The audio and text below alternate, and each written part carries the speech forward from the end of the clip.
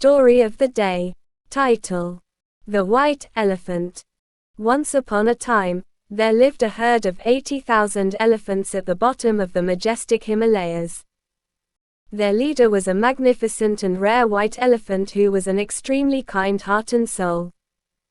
He greatly loved his mother, who had grown blind and feeble and could not look out for herself. Each day this white elephant would go deep into the forest in search of food. He would look for the best of wild fruit to send to his mother.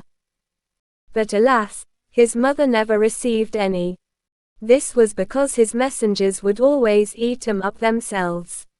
Each night, when he returned home, he would be surprised to hear that his mother had been starving all day. He was absolutely disgusted with his herd. Then one day, he decided to leave them all behind and disappeared in the middle of the night along with his dear mother. He took her to Mount Kandarana to live in a cave beside a beautiful lake that was covered by gorgeous pink lotuses. It so happened that one day, when the white elephant was feeding, he heard loud cries. A forester from Benares had lost his way in the forest and was absolutely terrified. He had come to the area to visit relatives and could not find his way out. On seeing this big white elephant, he was even more terrified and ran as fast as he could. The elephant followed him and told him not to be afraid, as all he wanted to do was to help him. He asked the forester why he was crying so bitterly. The forester replied that he was crying because he had been roaming the forest for the past 7 days and could not find his way out. The elephant told him not to worry, as he knew every inch of this forest and could take him to safety.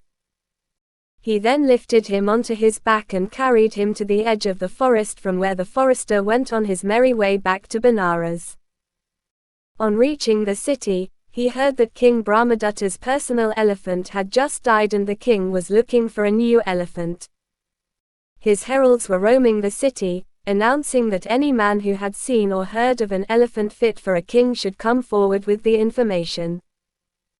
The forester was very excited and immediately went up to the king and told him about the white elephant that he had seen on Mount Kandarana. He told him that he had marked the way and would require the help of the elephant trainers in order to catch this fantastic elephant.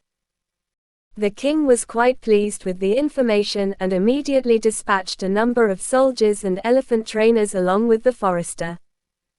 After traveling for many days, the group reached the lake beside which the elephants resided. They slowly moved down to the edge of the lake and hid behind the bushes. The white elephant was collecting lotus shoots for his mother's meal and could sense the presence of humans. When he looked up, he spotted the forester and realized that it was he who had led the king's men to him. He was very upset at the ingratitude, but decided that if he put up a struggle, many of the men would be killed. And he was just too kind to hurt anyone. So he decided to go along with them to Benares and then request the benevolent king to be set free. That night, when the white elephant did not return home, his mother was very worried. She had heard all the commotion outside and had guessed that the king's men had taken away her son. She was scared that the king would ride him into battle and her son would definitely be killed. She was also worried that there would be no one to look after her or even feed her, as she could not see. She just lay down and cried bitterly. Meanwhile, her son was led into the beautiful city of Benares, where he was given a grand reception. The whole city was decorated and his own stable was gaily painted and covered with garlands of fragrant flowers. The trainers laid out a feast for their new state elephant, who refused to touch a morsel. He did not respond to any kind of stimuli, be it the fragrant flowers or the beautiful and comfortable stable. He just sat there looking completely despondent. The worried trainers went straight to report the situation to their king, as they were scared that the elephant would just waste away without any food or water.